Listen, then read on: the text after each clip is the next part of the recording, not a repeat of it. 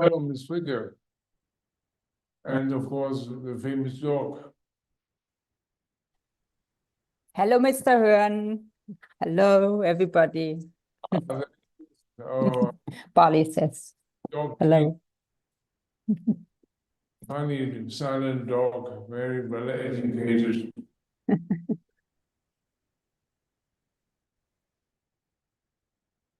By the way, can we get a picture of the dog, a photo perhaps, for our homepage? Because we want to show the famous dog for the next generation of LDE.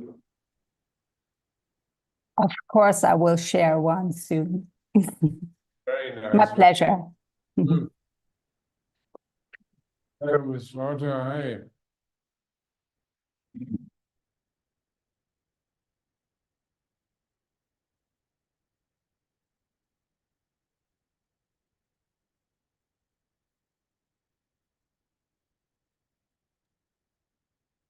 So, we are in time, and I will start the lecture. Welcome everybody to our new lecture we have today.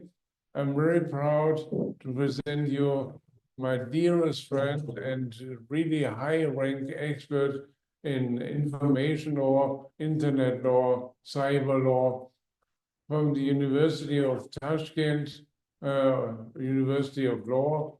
He is head of the Department of Cyber Law, and he is known in Gdansk, in Poland, in Rome. Of course, he is part of our team in Münster. So we are very, very fond of seeing you in good shape and listening to you. Before you ask, you all get his slides afterwards. So you should be very careful about what Said is saying. Said, the floor is up to you. Thank you very much, dear Professor Horn. Good afternoon, dear colleagues and students.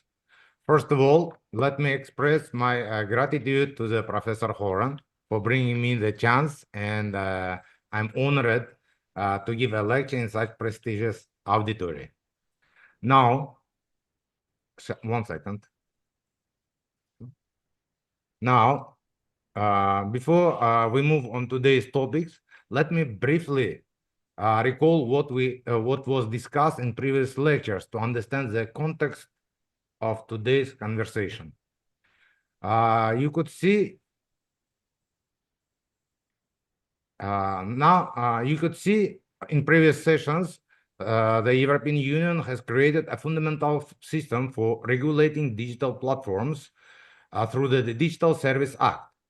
You have already examined in detail how the DSA established a new liability regime on online platforms, including obligations to combat illegal content, notice and action procedures, as well as transparency requirements.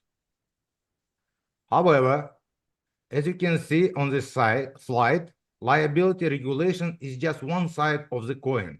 The second, equally important side, is active control over the market power of digital platforms. This raises a fundamental question. How can we most effectively control large digital platforms that have essentially become gatekeepers in the digital economy? Today, we will look at two complementary approaches: traditional antitrust tools and special regulatory mechanisms created specially for digital markets. We will pay special attention to the interaction of these mechanisms and their comparative effectiveness in ensuring competition and consumer protection in the digital environment. Let's begin the fundamental characteristics of digital markets to complicate the application of traditional antitrust tools. As you can see on the slide, digital markets have a number of unique characteristics. First, there are strong network effects where the value of the platforms for users increase with the growth in the total number of users.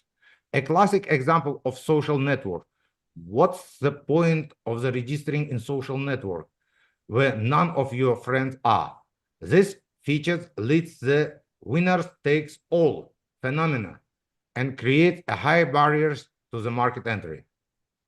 Second, most large digital platforms are multi-site, connecting different groups of users, advertisers and viewers, app developers and device users, sellers and buyers. This structure complicates traditional market analysis.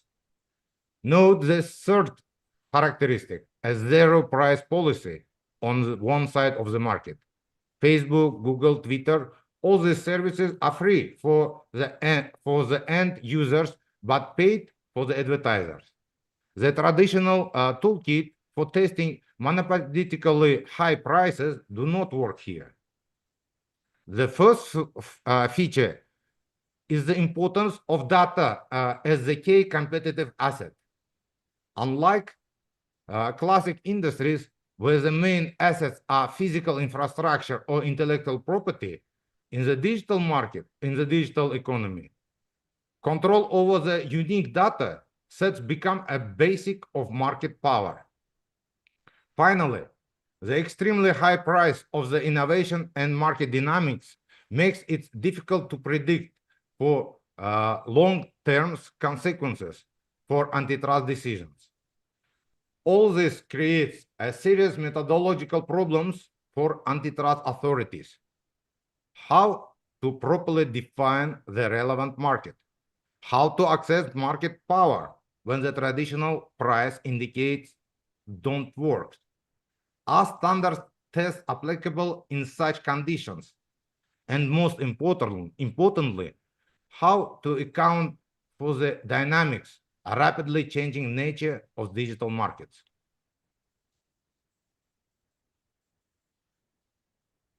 Defining the relevant market is the first and critically important step in any antitrust proceedings.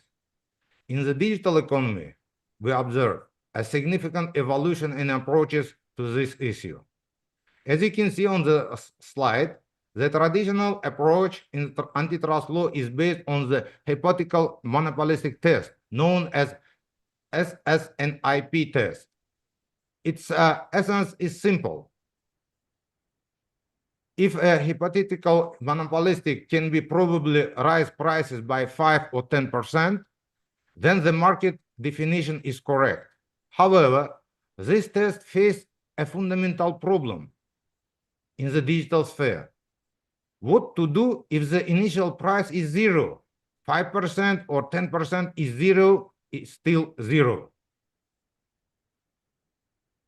Note the new approaches that are developing in response to these challenges. First is the landmark American Express case, 2018. The US Supreme Court recognized the need for the holistic consideration of multi-site markets. Second, the SSNDQ test has emerged, analyzing not price changes, but quality decreases. Third, the concept of attention as currency is forming, where the market is defined through the competition for the user's attention. Finally, the concept of the data market is gaining more recognition when we talk about the competition for access to user data. It's interesting to observe how case law is adapting to these changes. For example, in the 2024 Google search case, the court identified general search text advertising as a separate market. And in 2021, Google digital advertising antitrust litigation case, the court emphasized the need to separate markets for the publishers and advertisers, rejecting Google's attempt to combine them into the single two-side market. This evolution of approach shows that antitrust authorities and courts are striving to adapt their methodology to their peculiarities of the digital economy, while maintaining the fundamental logics of the market power analysis. After defining the relevant market, the next key step is to assess market power or dominant position. Here, too, we see a significant adaptation of the traditional approach to the realities of the digital economy. Looking at the top of the slide, the traditional indicators of the dominance have allows market share, usually the threshold of the 40–50% in the European Union, sustainable super profitability, and the presence of high entry barriers. These factors remain relevant, but in the digital sphere, they are insufficient. As you can see in the middle part of the slide, additional factors are critically important for the digital market. First, control over unique user data, a resource what the competitors cannot quickly replicate. Second, first mover advantage. Advantages are the often decides in the market with a strong network effect. Third, the scale and scope of the platform's ecosystem often allow to lock users into the environment. Note the fourth factor, the ability to cross-use data between different services, which creates a unique competitive advantage for a lot of technology companies. And finally, the user lock-in effect through the high switching cost becomes a significant factor of market power.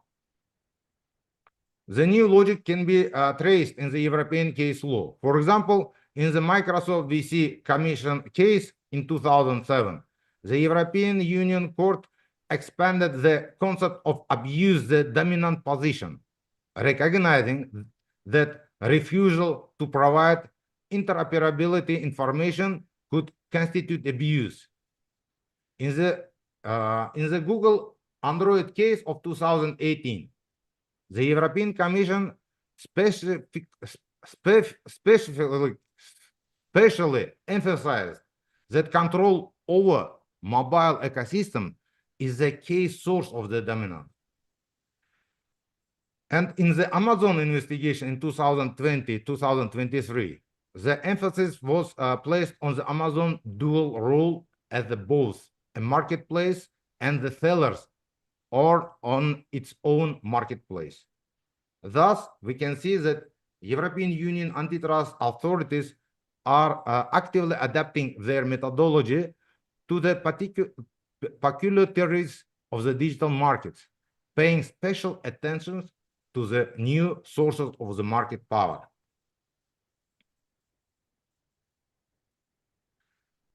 Now, let's look on the main types of anti-competitive behavior in digital markets.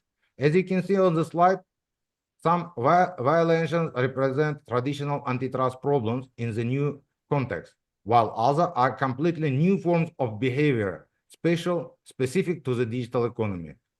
In the upper part of the slide, we see the classic violations in a new context. For example, predatory pricing in the digital sphere often takes the form of free services, when a dominant platform offers a product for the free to displace competitors, and they monetize its position in other ways. Tying and bundling of the digital product also takes new forms, when, for example, an operating system is tied to a browser or research engine.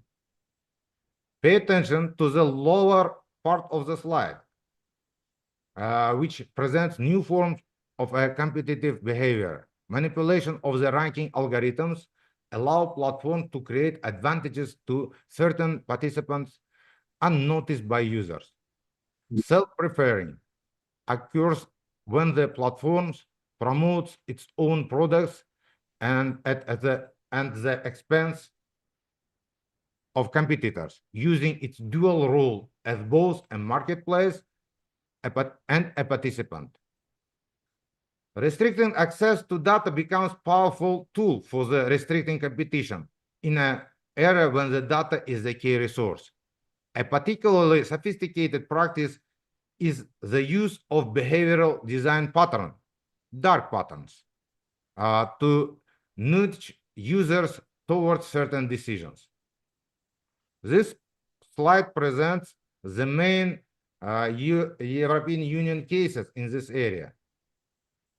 In the 2017 Google shopping case, the European Commission first applied the concept of self-preferencing as an abuse of dominant position, imposing the fine of 2.42 billion. In the ongoing Apple App Store case 2021-2024, restrictions for the app developers and mandatory use of the app's payment systems are being challenged.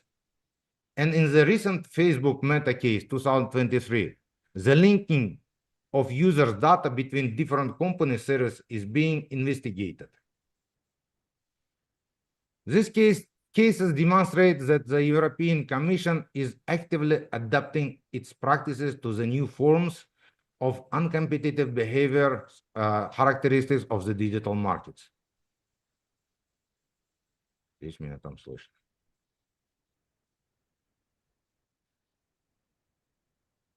Now let's examine one of the most significant recent antitrust cases, United States of America and Google LLC, which was decided just a few weeks ago on the April 17, 2025. This case is particularly interesting because it's focused on the advertising technology market, which is a key not monetizing the internet and the digital economy as a whole. As you can see on the slide, the essence of the case was accusations against the Google of monopolizing advertising technology markets. The US government and 17 states alleged that Google violated Section 1 and Section 2 of the Sherman Act through product tying and abuse of dominant position. The court findings on the market definition are particularly interesting. The court rejected Google's attempt to view the entire ad tech stack as a single two-side market, as the company proposed based on the Amex precedent, and instead defined two separate relevant markets: publisher ad servers for open web advertising and ad exchangers for open web advertising. The court emphasized that the functional differences between these products make them separate markets. Note that the practices that were recognized as unlawful. First, the tying of DFP publishers and ad server and ADX ad exchange, where Google technically limited publishers' ability to receive real-time bids from the addicts unless they used DFP. Second, the first look and last look functions, which gives AdX an advantage over competing exchange. Third, sell-side dynamic revenue share, which allowed Google to selectively reduce its commissions to win in competitive auctions. Finally, unified price rules, which prohibited publishers from setting higher minimum prices for Google than for competitors. The significance of this decision cannot be overstated. It creates an important precedent for defining markets in advertising technology, offers a new understanding of abuses in multi-site markets, and most importantly for us, provides a foundation for ongoing proceeding in the European Union, particularly the Google AdTech case being conducted by the European Commission.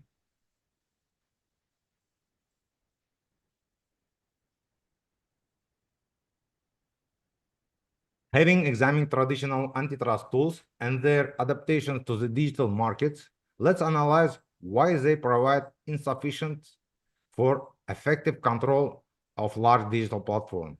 As you can see on the slide, the limitation of the traditional antitrust approach can be divided into two categories, procedural and substantive.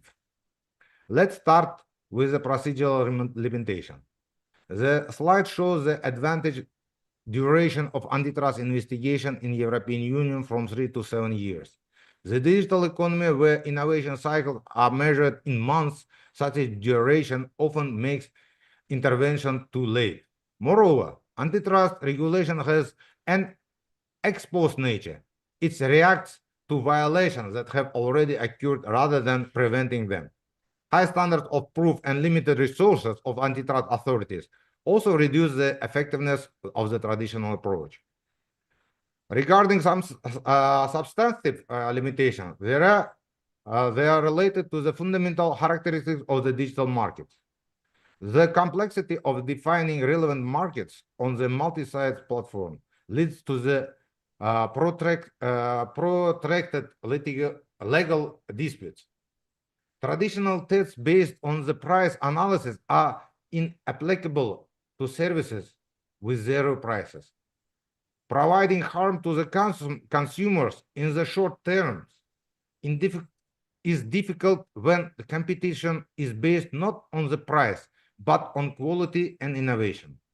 And finally, developing adequate remedies presents a special challenges how to unbundle a digital platform without destroying the network effects on which its value is based.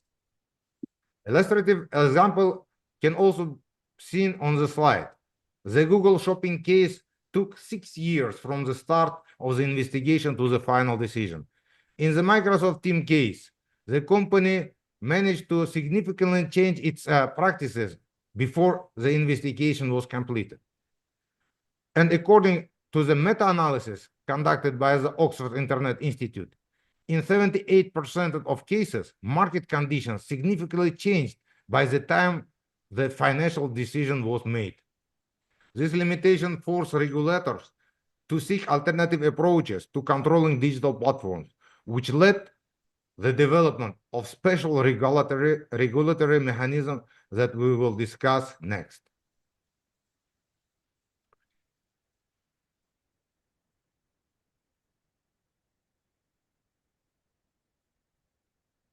Let's move to the second part of our lecture and consider why there was a need for the special regulatory mechanism for the digital platform that go beyond traditional antitrust law.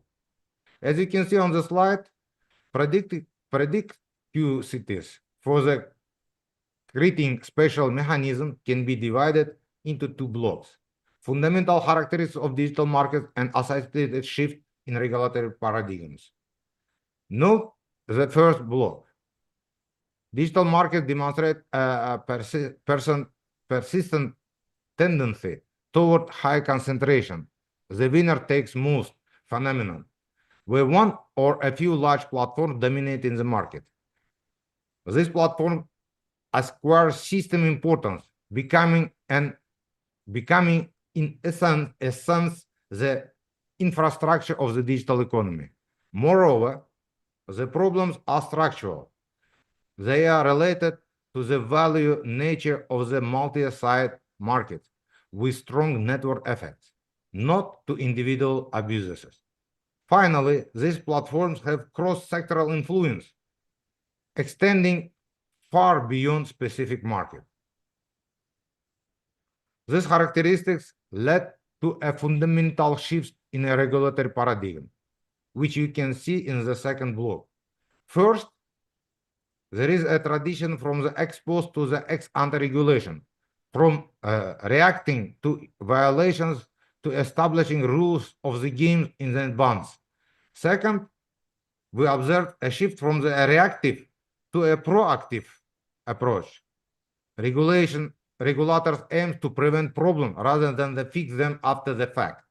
Third, universal rules are being replaced by the asymmetric regulation, where the special obligations are imposed only in the largest market participants.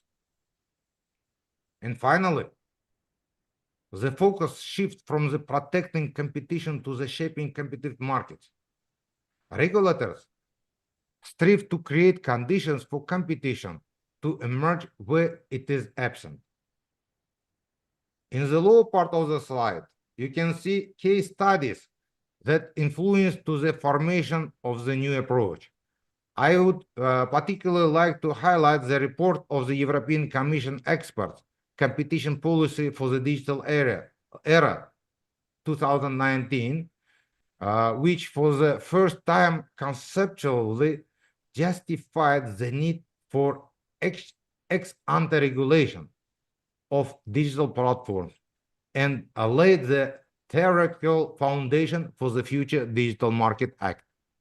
This paradigm shift led to the creation of special regulatory mechanisms central to the which the European Union became the Digital Market Act, which we will discuss next.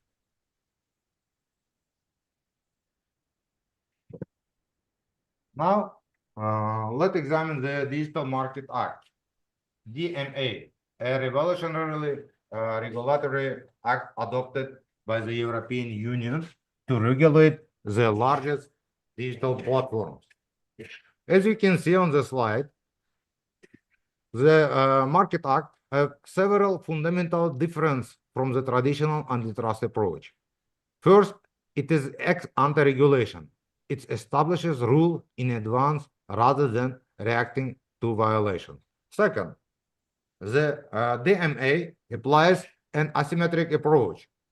Its rules applies only to gatekeepers, here the largest platform with systematic importance.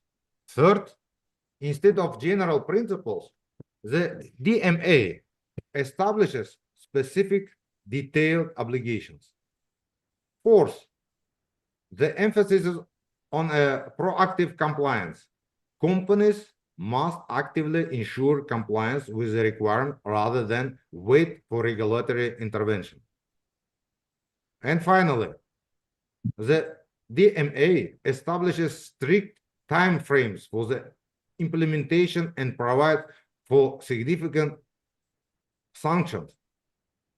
Up to 10% of the company's global turnover for the violation and up to 20% for the repeat violations. The main objectives of DMA, as you can see in the middle part of the slide, includes ensuring the content stability of digital market, fairness and accountability, protection of business users and end users, as well as strengthening the European Union internal market. Note the current implementation status. The Market Act entered into the force on May 2, 2023. To date, 6 companies have been officially designated as gatekeepers: Alphabet, Amazon, Apple, ByteDance, TikTok, Meta, Facebook, and Microsoft. In total, 22 services of these companies are classified as core platform services and fall under the DMA. The deadline for the full compliance with the requirements, March 7, 2024, has already passed. And now we are beginning to see the first results of the implementation. Thus, Market Act represents a fundamentally new approach to regulating digital platforms, which complements but does not replace a traditional antitrust regulation.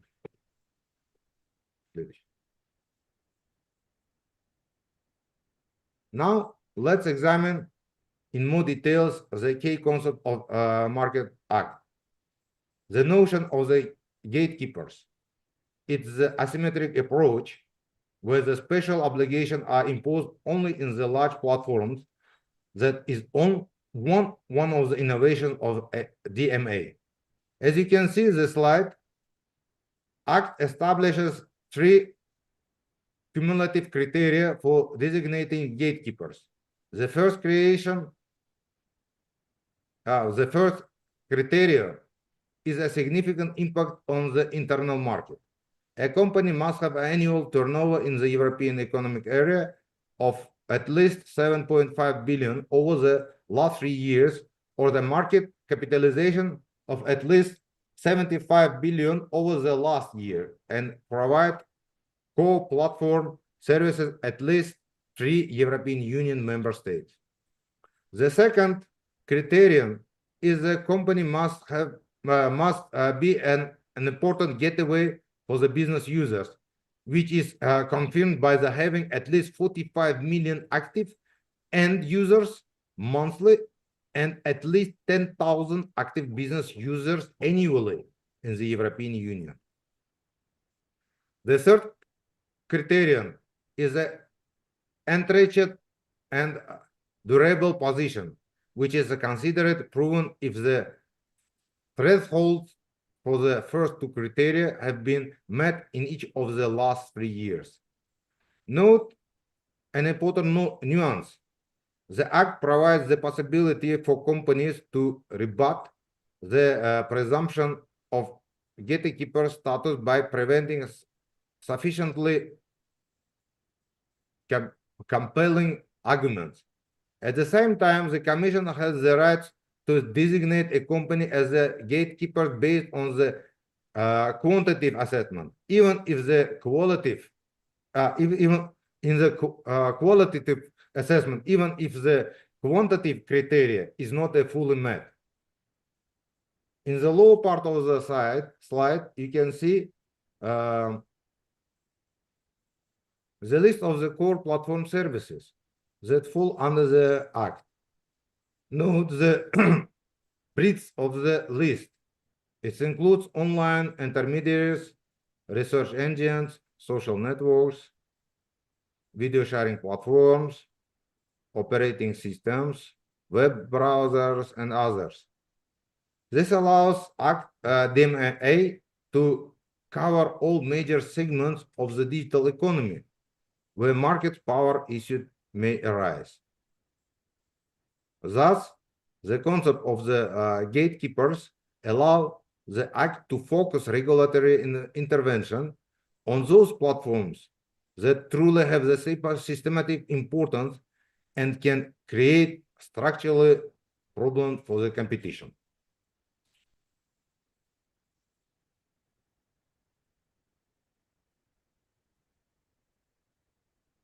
Now, let's examine the specific obligations that the Act imposed on the gatekeepers companies. This is a detailed set of rules aimed at ensuring fairness and contestability in the digital markets. As you can see on the slide, these obligations are grouped into the 6 main categories. The first category concerns data and personalization. Key requirements here are the prohibition on combating personal data from different services without the user's explicit consent, ensuring effective data portability and providing business users with access to the data they generate. The second category is interoperability. Gatekeepers must ensure interoperability of their services with various operating systems, devices, and browsers, as well as the interoperability of basic messengers functions. Note that this last point is one of the most revolutionary requirements of the DMA. For the first time, regulation directly requires closed platforms to open their technical interfaces for the competitors. The third category concerns the prohibition of the self-preferring. Gatekeepers are prohibited from ranking their own goods on services better than the similar ones from the third parties, as well as from using non-public data of businesses users to compete with them. The fourth category is choice and installation. Key requirements here are allowing installation on the third-party apps and app stores, allowing uninstallation of pre-installed apps, and ensuring choice of core services such as research engines or browsers. The fifth category concerns commercial terms. Gatekeepers are prohibited for applying wide party clauses when the platform requires that a product not be offered at a lower price on other platforms, mandatory use of their payment system or indication services, as well as tying different services for business users. And finally, the sixth category concerns advertising. Gatekeepers must provide advertisers with the detailed information about the placement of their ads, ensure access to advertising tools and measurements, and ensure pricing transparency. Note the implementation deadlines. Just 6 months from the moment a company is designated a gatekeeper. This is an extremely short period for such significant changes, which emphasize the urgency of the problem that the DMA aims to address.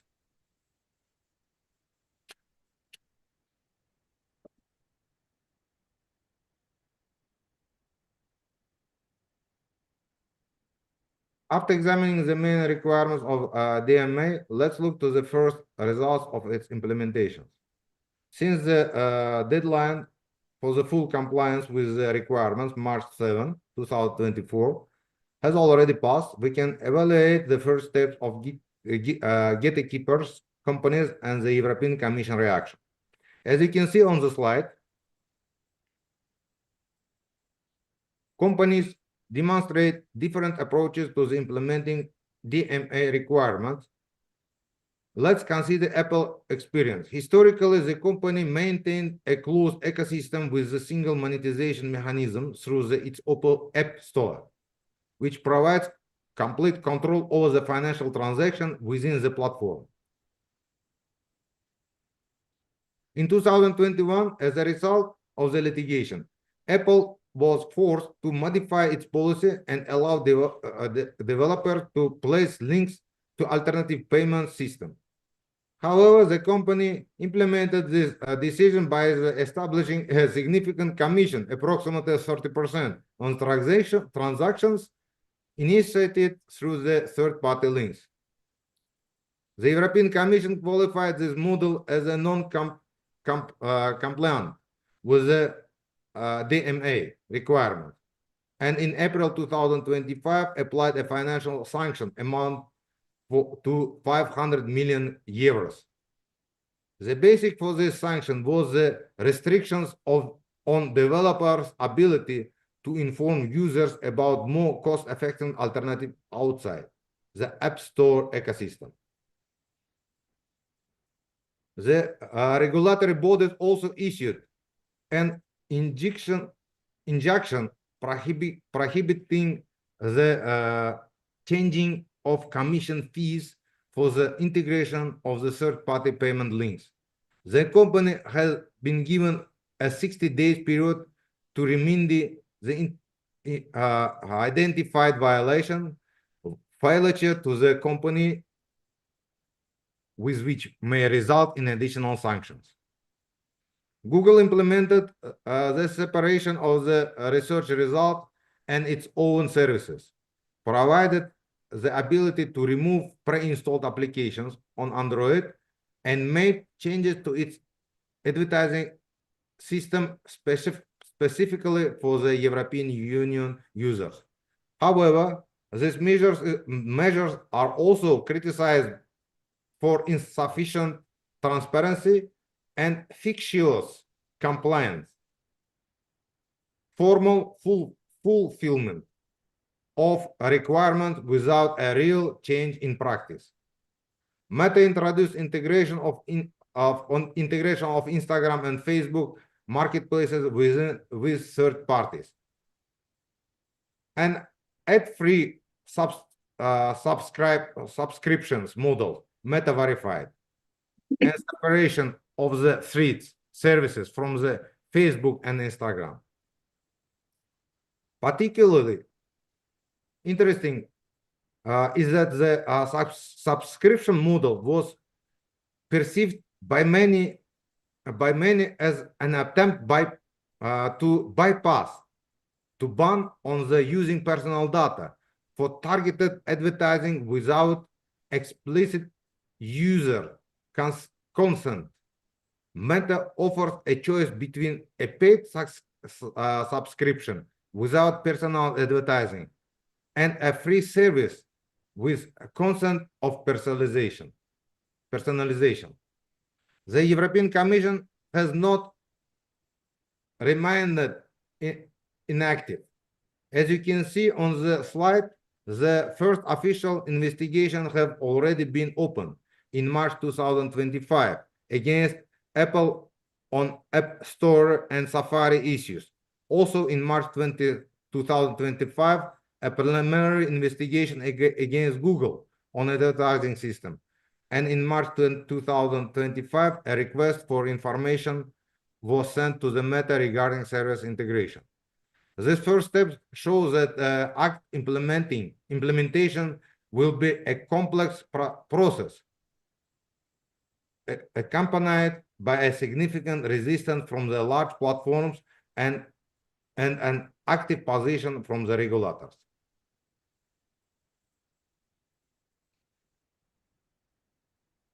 Now, let's examine the sanctions and enforcement mechanism provided by the DMA. They are an integral part of the regulatory regime and determine its effective in practice. As you can see on the slide, the enforcement procedures include several elements. First, gatekeepers are required to provide regular reports on compliance with the DMA requirements.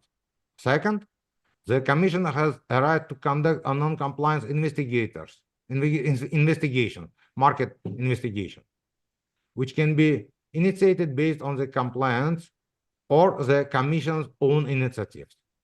Third, the Commission has broad power to request information and conduct inspections. Finally, in case of risk of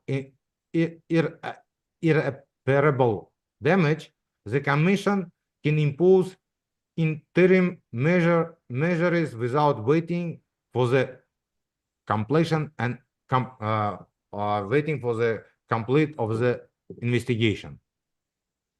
Note the unprecedented scale of sanctions provided by the DMA, which you can see.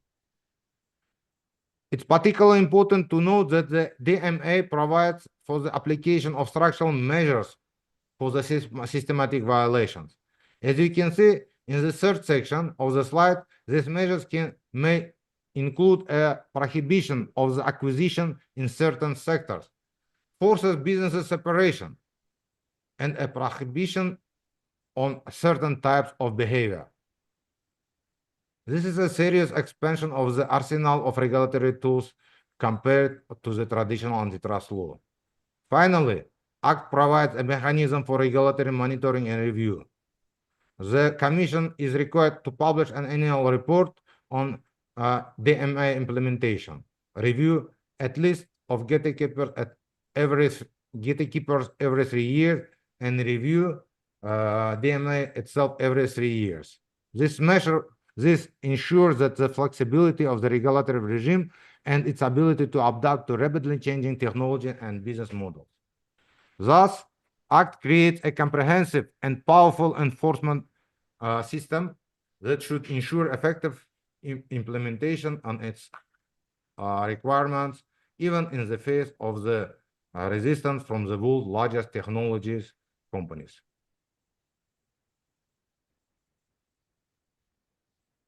Now, let's conduct a comprehensive analysis of regulatory approaches to the controlling digital platform. in three key jurisdictions of European Union, in the United States and China. This comparison will help us better understand the uniqueness of the European approach and its place in the global context. As you can see in the table on the slide, there are three jurisdictions differ significantly in their approaches. The European Union has chosen a combination of ex-ante regulation embodied in the DMA, with the traditional antitrust law. The United States still relies predominantly on ex-post traditional antitrust law, although new bills such as American Innovation and Choice Online Act and Open Up Market Act are being discussed in Congress, which could bring the American approach closer to the European one. Chinese uses a combination of ex-ante and ex-post approaches, but with a substantial emphasis on the national security issues and integration of regulation with the industrial policy. Note the difference in the law and institutions. This difference in approach features are particularly interesting. The lower part of table provides example of landmark cases in each jurisdiction. Note that the recently examined case, US VC Google 2025, is one of the key cases in the United States, demonstrating that the approach to regulating digital platforms is involving there as well. These differences in approaches have serious implications for the global technology companies, which to adapt their business model to the different regulatory regimes. This is also creates a condition for potential regulatory arbitrage and competition between jurisdictions for innovation and investment.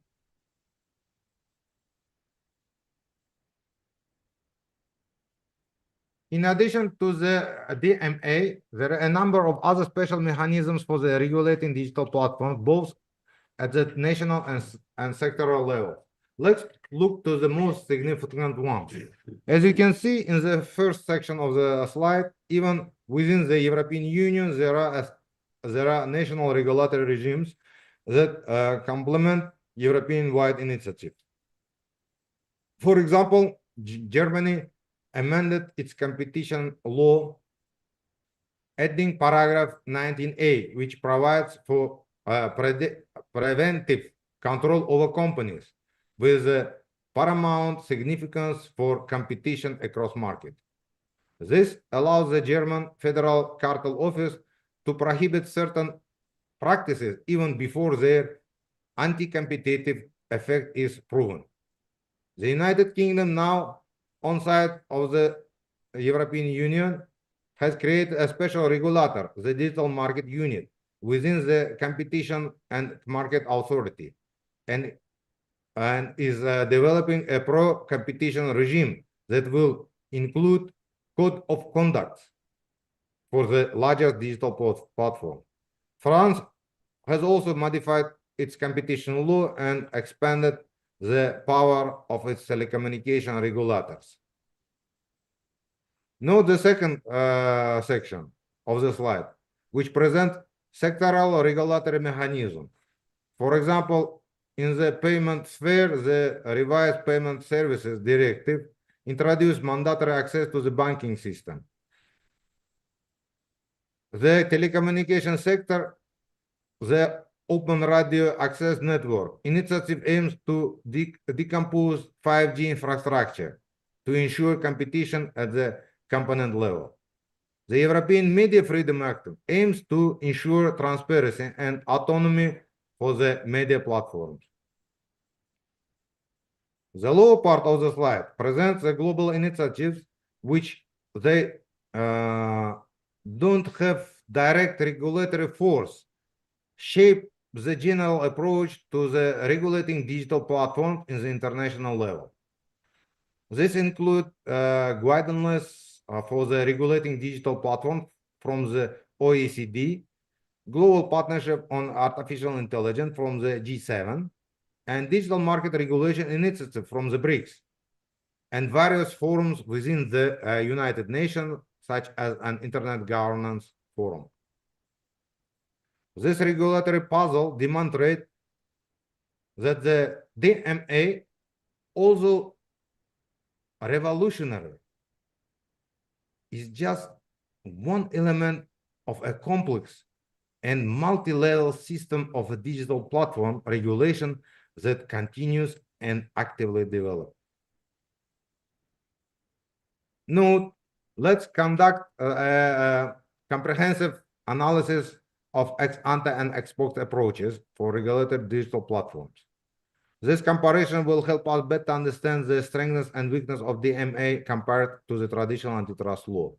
As you can see on the table on the slide, these two approaches differ in the several key parameters. First, temporal focus. Ex-ante regulation embodied in the DMA aims to proactive prevention of problems, while ex-post antitrust control reactively corrects violations that have already occurred. Second, speed of act impact. The act establishes fixed and short deadlines for implementing a requirement, while antitrust investigation can last from 3 to 7 years, which is especially critical and is rapidly changing, especially critical in the rapidly changing digital environment. The third parameter is the legal certainty. The ex-ante approach gives businesses higher certainty thanks to clear and detailed obligation, while the ex-post approaches, thus, there is a significant uncertainty about the investigation outcomes. The fourth parameter is adaptability. Here, the ex-post approach has an advantage, as it allows for individual analysis to each case, while the ex-ante regulation operates with fixed rules that may not account for the specific or particular situation. The different risk errors. With an ex-ante approach, there is a higher risk of type 1 errors, as you can see, prohibition of the pro-competitive practices, while with the ex-post approach, there is a high risk of the type 2 errors, missing and anti-competitive practices. Administrative burden also differs. Ex-ante regulation creates a high burden for the regulation, but a low one for the courts, while ex-post controls gives the opposite picture. Compliance costs with the ex-ante approach are highly initially but predictable, while the ex-post approach, they can be even higher due to uncertainty and reputational risk. And finally, the innovation effect will also differ. An ex-ante regulation creates a risk of the deterring useful innovation, while ex-post control creates a risk of missing harmful innovations. As this table shows, neither approach is perfect. Therefore, as indicated in the lower part of the slide, a combination of them appears optimal. Ex-ante regulation for structural problems and systematic players. Ex-post control for the individual violation and smaller players. And fixable mechanism for adaptable ex-ante rules to account for rapidly changing technology and business models. Now, let's move to the third part of our lecture and consider the practical aspect of DMA implementation. This part is particularly important for the understanding of the real changes faced by all participants in the process. As you can see on the slide, Act implementation creates challenges for all stakeholders. Let's start with the regulators. The European Commission faced a contradiction between limited resources and the complexity of the assessing compliance with the DMA requirement. Effective enforcement also requires deep expertise and technical aspects of digital platforms, which is not always available for civil servants. In addition, coordination with other regulators, antitrust, data protection, and etc. is required. There is also the problem of interpreting uncertain terms such as fair or reasonable conditions. Finally, regulators must find a balance between consistent application of rules and flexibility to account for the specifics of the different platforms.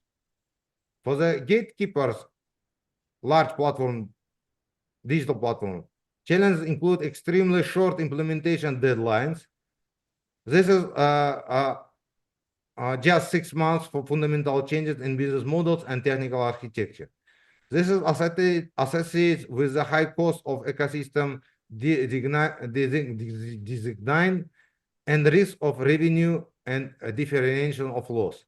Additionally, global companies face a choice: create European Union specific solution or adapt their global product to the DMA requirements. Third group, business users, companies that use digital platform services. For them, challenges include awareness of new rights and opportunities provided by DMA. Even knowing about their rights, they may face technical or commercial barriers of using them. Many business users also fear retaliation from platforms in case of compliance to the regulators. Finally, the interests of the large and small business users may differ significantly. That benefits Amazon as the business users, as the Google may not benefit from the small businesses. The last group is the end users, ordinary consumers. For them, challenges include information overload due to many new choices, options, potential fragmentation of user experience due to opening previously closed systems, unclear consequences for the services quality and innovation, as well as a potential security and privacy risk with the greater platform openness. This practical challenge shows the success of DMA will depend not only the quality of its text, but also how the different stakeholders interact with the process in this implementation.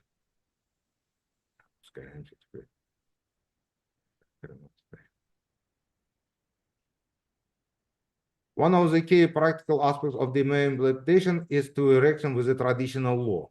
Let's examine how these two regulatory regimes relate to related to and interact with each other. As you can see, first part of the slide, the formal relation between the DMA and traditional antitrust law is defined by the lex specialis principles. According to the DMA, is a special law for the large platform, but it does not abolish the application of general antitrust norms.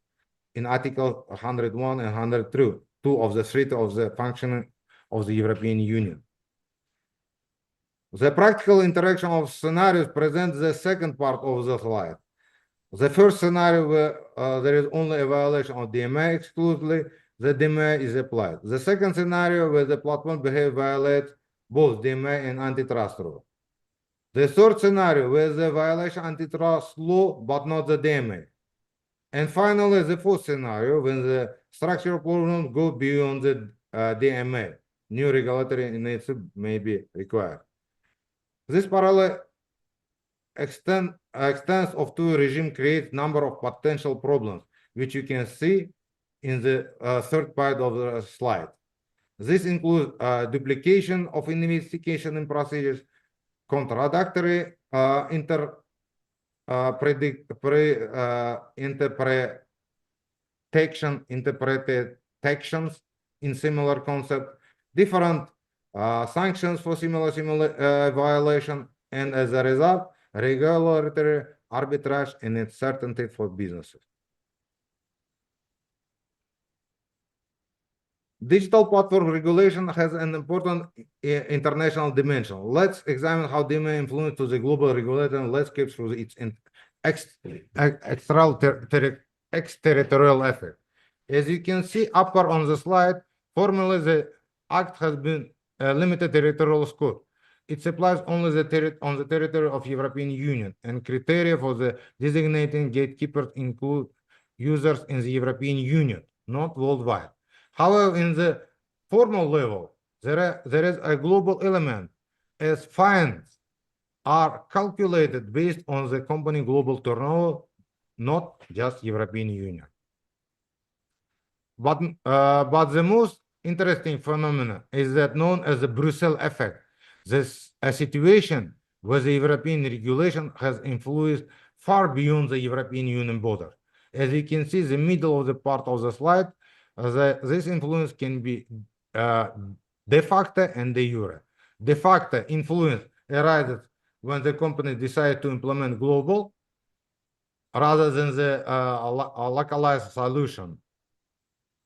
The jure global influences manifest when the DMA becomes a model for the regulator and other countries.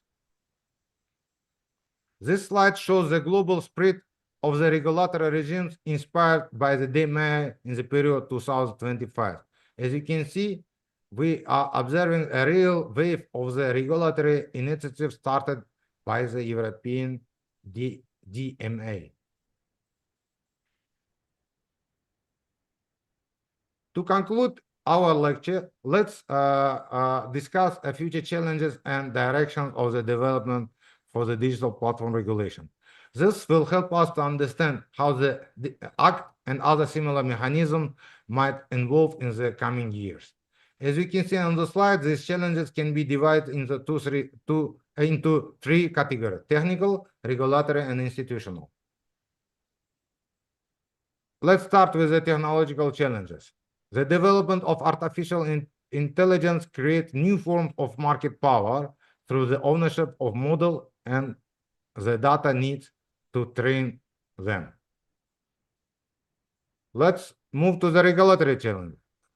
The first is related to the implementation effectiveness.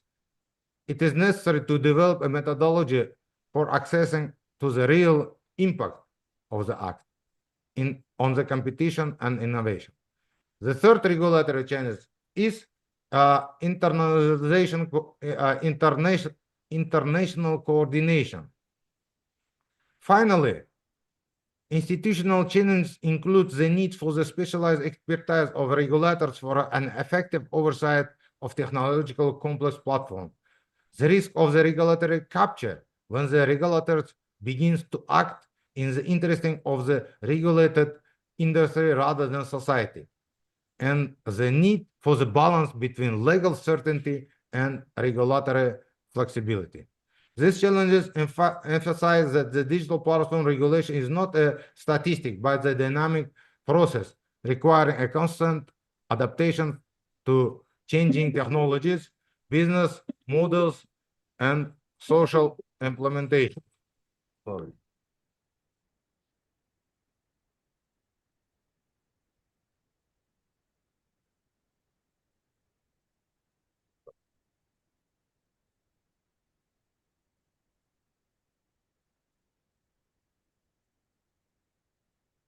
The Act, with its mechanism for review every 3 years, creates a foundation for such adaptation, but much will depend on effectiveness on its implementation and on regulators' ability to learn from the experience. Let's summarize our lecture.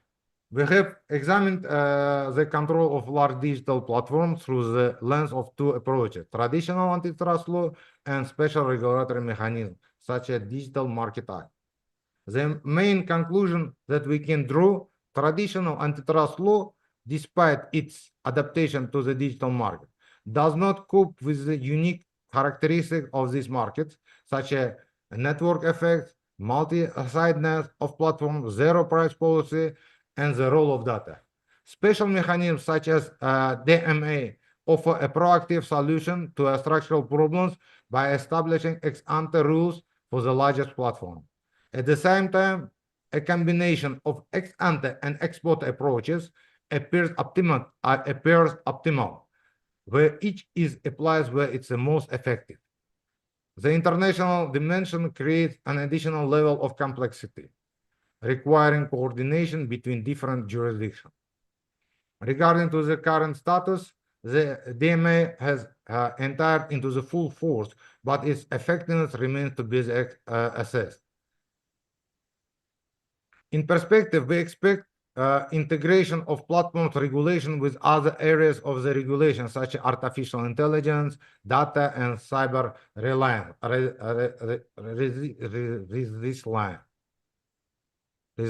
results. Gradual global convergence of the approaches, growing importance of international coordination, and constant search for balance between stimulation innovation, ensuring competition, and protecting public interests are also likely. Our lecture is now complete. Let me remind you my contact if you have additional questions, and you can see on the slide, you can contact me. Plus, you can use these resources for your research and maybe to reach some information. Thank you very much. Thank you, thank you, thank you. Great lecture. Marvelous.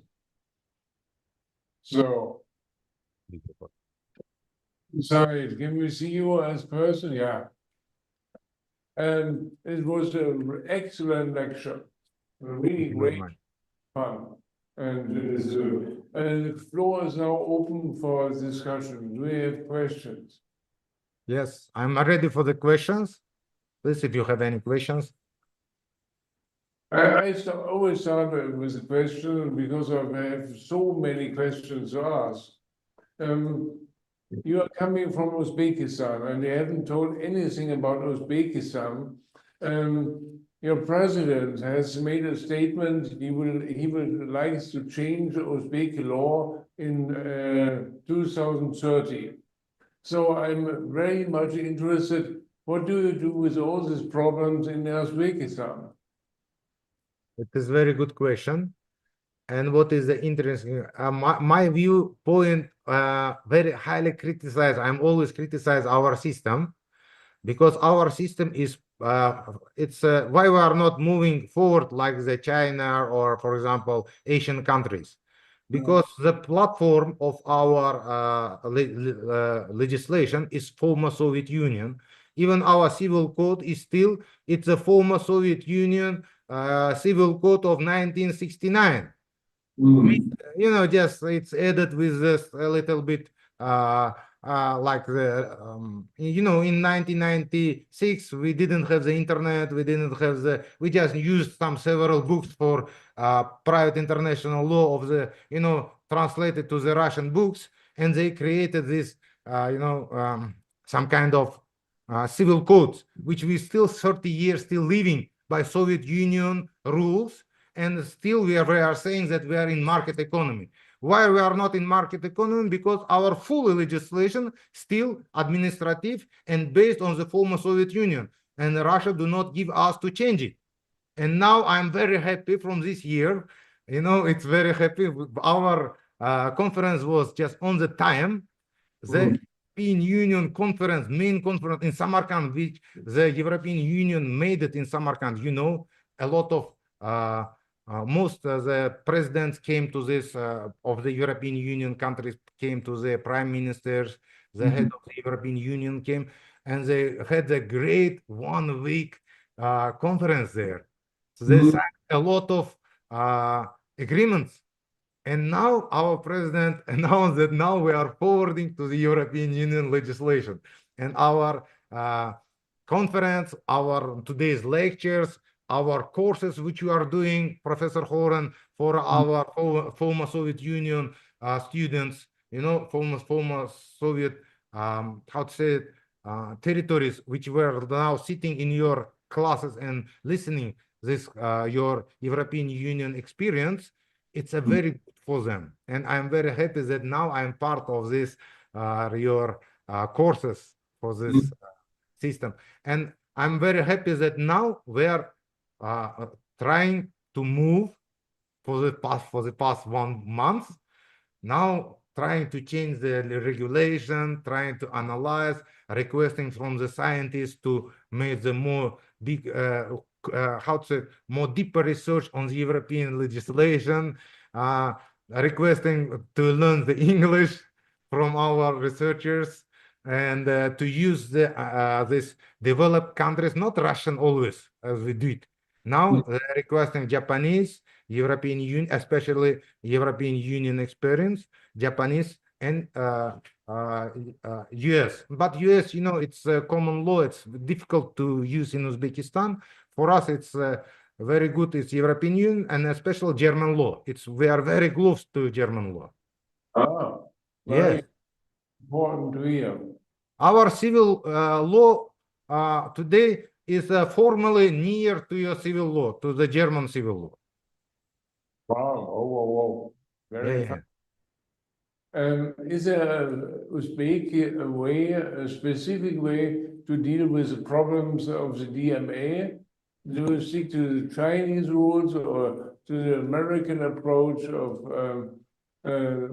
system, or do you follow the DMA? First question. And second question would be, what is the situation at your institute? Are the people interested to know more about DMA and European legislation, or what's happening? Of course.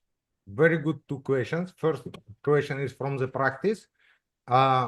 Today, let's start from the second question, and then I'll finish with the first question. With the second, today, almost 10 PhD and DCC programs finished and protected in our main console, the topics connected to the protecting of big data. Legal status of data, protecting data, regimes of the data, and almost 2 big doctoral theoretical research made it on this sphere. Especially 2 of my, I was supervised for this PhD and DCC program for these 2 students, my students. Now they are becoming professors, inshallah, nearby. They will get. One of them protected to the legal status of big data and its civil regimes, one theoretical and practical. The second protected protecting the data using protecting medical data of medical data by the AI and other technologies. It's also, and plus there are varieties of the dissertation is protecting on the protecting of data in our university. I can send you some prospects on them if you want. Now we will move to the second question about the practice, what is going on in Uzbekistan. For the past 5 years, people become more highly educated and interested in their rights, personal rights, especially to protecting personal data. Today, in our, before maybe 5 years before, or even 4 years ago, you couldn't find out any cases of the protecting their personal data. You could find out that some cases about the personal data which connected with the human resource management department, HR department, was connected with HR department with a not correct archive, with not giving this information or not correct giving information. But we didn't have any cases with not correct using of information or disclosure of this information. Today, even we have the statistic on these cases already for the past 2-3 years. It means that our now even we have, I can my assistant find out exactly several presidential degrees and ministries, our cabinet of ministries degrees, which today I will translate it to the Russian, because, to the English, because, for example, they already accepted several norms, several degrees. It's, for example, in protecting the information in the and connecting information for the antitrust behavior in the market. Second, the degree of president, it's connected to the digitalization of the agreements between companies, big companies, and the digital platforms about the personal data of opening the digital of personal data. And the main in 2021, we interacted in many amendments to our old law of personal data. Now we have the new law, like the personal data, but a new edition for the personal data. Okay, thank you very much for answering these questions. I have a problem with you because normally every lecturer is only allowed to give a lecture if he accepts my gift, which consists of a bottle of red wine.